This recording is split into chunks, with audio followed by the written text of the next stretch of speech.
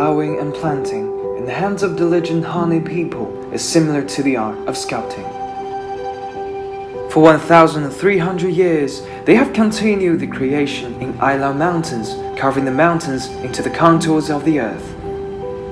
The Honghe honey rice terraces stretch for more than 100,000 mu, about 6,667 hectares.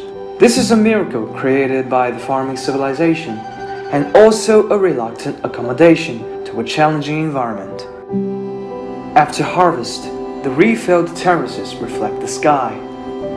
Gao and her husband are working on their land. At an altitude of nearly 2,000 meters, terrace fields have low yields, only 4.5 tons of rice per hectare, or half the yields of fields on the plains. Gao's family only has 4 mu of lands, and the year's hard work barely sustained the family.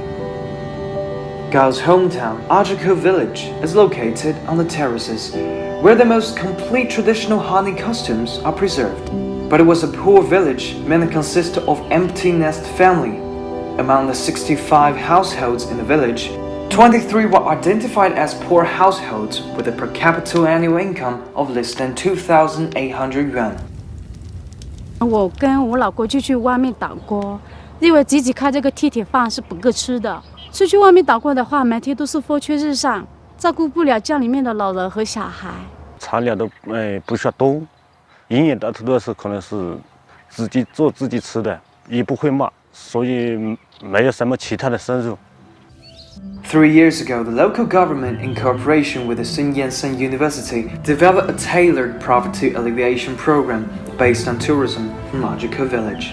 Azheke Plan, a young cadre, was also sent to the village to ensure the program was put into practice. 相比于梯田的美景，我看到阿哲克当时的一个村容村貌以及村民过着穷苦的日子，我感觉到非常的心痛。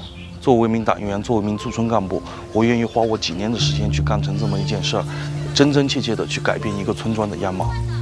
The program was to set up a collective village tourism company to develop tourism by capitalizing on the terraced fields and village landscape.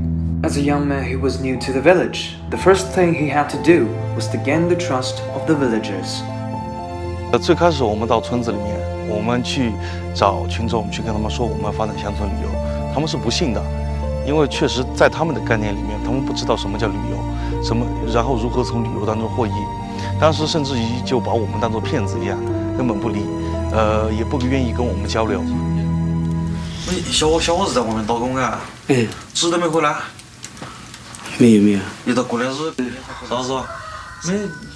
后来我学一次又一次，挨家挨户的去说赶旅游的好处，让全村人民都参与进去。找我2、3次了，让我在游客中心上班。我觉得他是一个很执着的人。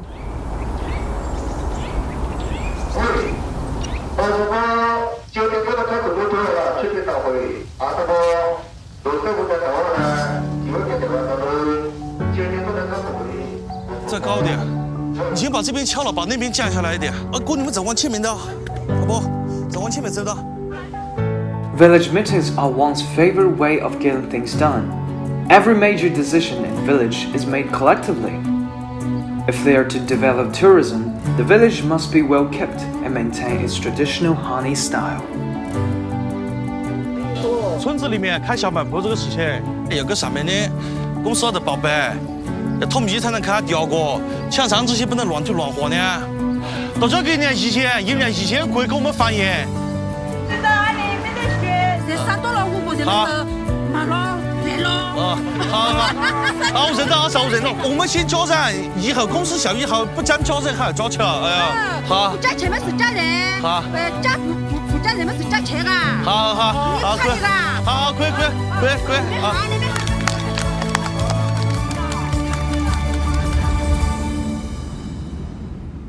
After one's door-to-door visits, villagers finally agreed to open tourism company at the villager meeting. According to Azheke Plan, the village collective led the establishment of the tourism company. The villagers could use the terraces and traditional houses to buy shares, enjoy 70% of the company's profit dividends, and become the real shareholders. 只要你人还在村子里面，维护好你的房屋，维护好你的梯田，然后你就可以拿到分红。In February of 2019, rural tourism in Azheke officially started to operate. In just 1 month, the village's tourism income reached 210,000 yuan. The first dividend distribution meeting was held soon, and every household got an average dividend of 1,650 yuan.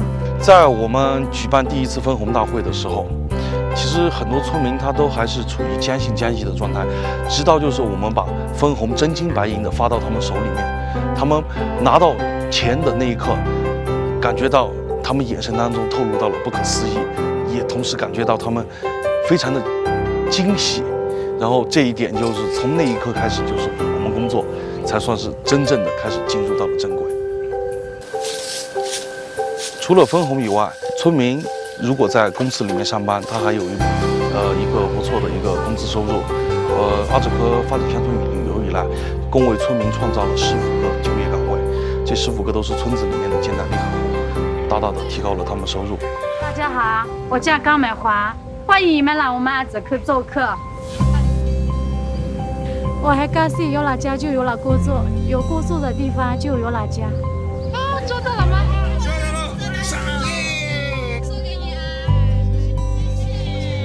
Developing tourism allows villagers to find jobs near their homes. Under century-old trees, they prepare a traditional honey street feast. This is the most important tradition in honey culture, during which people share the year's bounty and wish for more harvests.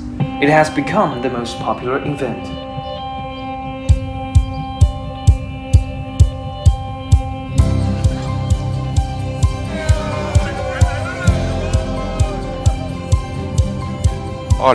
年2月份正式开始运营，然后到现在为止，一共举行了4次分红大会，户均分红达到了7000亿元。阿兹科发展乡村旅游几年以来，我感觉最大的变化就是人有所变化了，村子里面不再像以前那么死气沉沉，这个传统的古村落重新焕发了新生，感觉到这个村子非常有活力，村民也对未来充满了希望。 有些村民以前没在家里面住，但是现在都会是回来搞这个旅游啊。村子变美了，收入变多了，村民脸上笑容也多了。对于我自己来说，我感觉我这2、3年的付出特别值得，特别有成就感。